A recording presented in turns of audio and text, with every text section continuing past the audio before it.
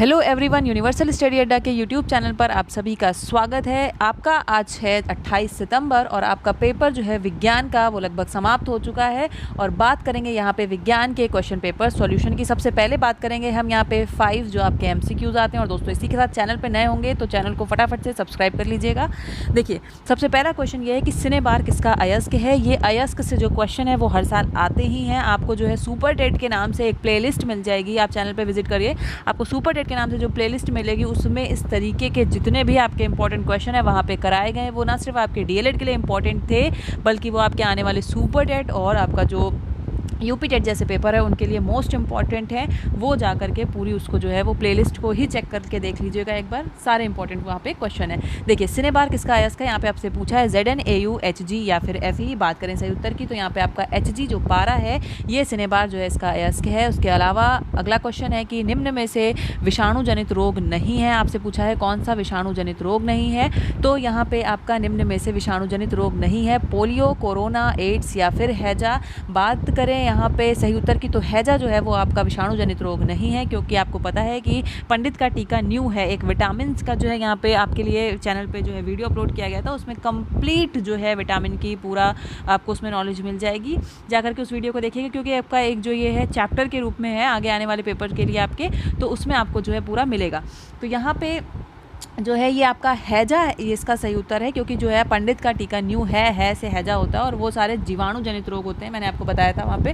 तो यहाँ पे विषाणु जनित रोग जो नहीं है आपसे पूछा गया है, तो ये सारे जो है ये विषाणु जनित रोग नहीं है, क्योंकि ये जीवाणु जनित रोग है। हैजा यहाँ पे सही उत्तर है, जिसने लगाया उसका 1 नंबर जो है वो डेफिनेटली उसका पक्का है। अगला है क्वेश्चन, निम्न में से प्राथमिक सेल नहीं है। आपके पास 4 ऑप्शन है, लांसे सेल, डेनियल सेल, वोल्टियस सेल या फिर शीशा संचालक सेल। तो यहाँ पे बात करें सही उत्तर की, ऑप्शन नंबर 4 शीशा संचालक सेल जो है यहाँ पे आपका इसका सही उत्तर है। ये प्राथमिक सेल नहीं है, क्योंकि ये द्वितीयक सेल का उदाहरण है। देखिए, अगला क्वेश्चन यहाँ पे हमारा चौथा है कि रक्त को निम्नलिखित में से किस तापक्रम पर कांच या प्लास्टिक की वायु रुद्ध बोतलों में सुरक्षित रखते हैं। 4.5 degree Celsius, 5.4 degree Celsius, 3.5 degree Celsius या फिर 5.3 डिग्री सेल्सियस। बात करेंगे सही उत्तर की तो ऑप्शन नंबर 1 4.5 डिग्री सेल्सियस जो इसका सही उत्तर हो जाएगा।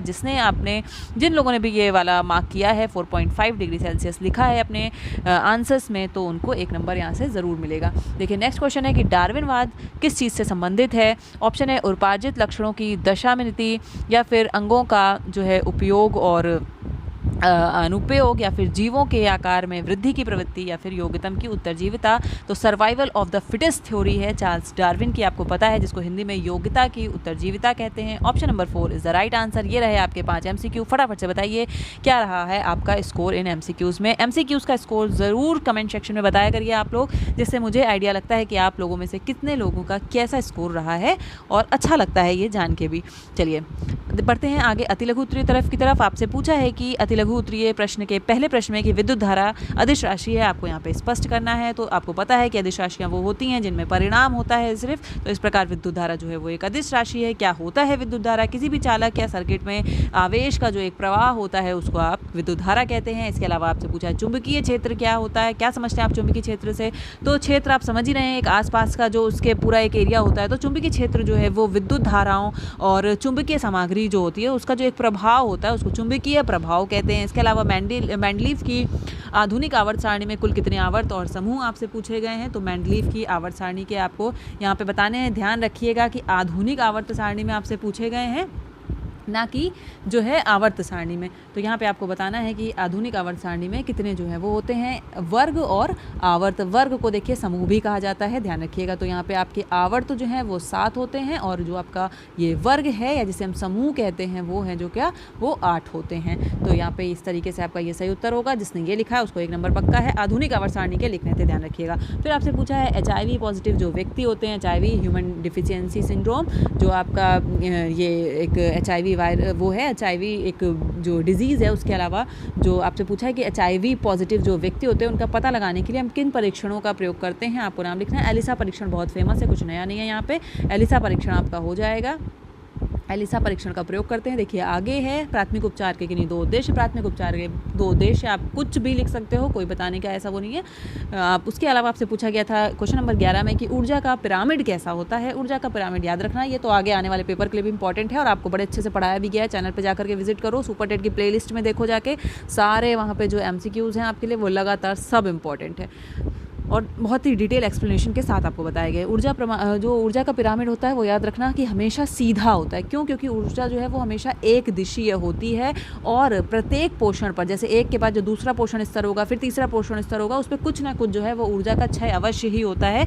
लिंडमैन ने 10% ऊर्जा का नियम भी दिया था, आपको पता होगा, क्योंकि प्रत्येक अगले स्तर पर जो है ऊर्जा जो है वो सिर्फ 10% ही पहुँचती है और शेष जो भी ऊर्जा होती है उसका जो है वही उपयोग हो जाता है। तो ये है आपका ऊर्जा के पिरामिड के संबंध में सारी चीज़ें हैं। उसके बाद है देखिए आपका लघु उत्तरीय प्रश्न, खाद्य श्रृंखला और खाद्य जाल में अंतर पूछा है आपसे। हर साल ये क्वेश्चन आता है, खाद्य श्रृंखला और खाद्य जाल, इसमें आपसे अंतर पूछा गया। उसके बाद कूलाम का नियम बताइए, कूलाम का नियम बताना है। अयस्क के से धातु के निष्कर्षण प्रयुक्त होने वाली विधियों को बताना है।